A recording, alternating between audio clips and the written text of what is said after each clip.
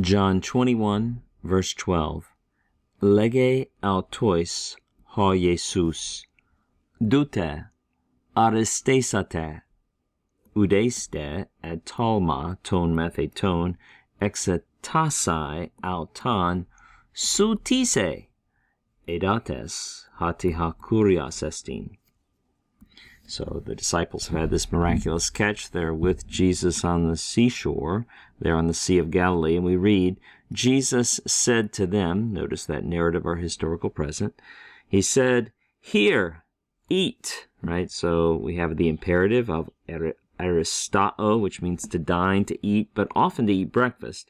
And we have this duta. This is an adverb, which often has the sense of, come here. So we say, come here, and we'll add in the word and in English, and eat breakfast, right? Come here and eat breakfast, implied with me.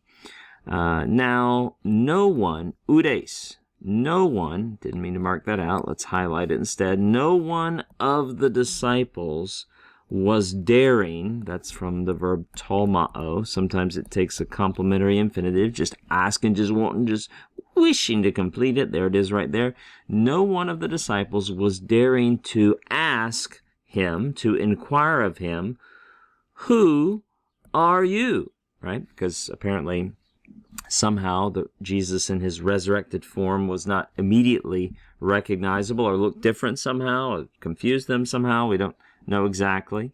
But we know, why didn't they say, who are you? It's because they were knowing, edates, that it was the Lord, because they knew that it was the Lord. This is a participle here, edates, from the verb oida.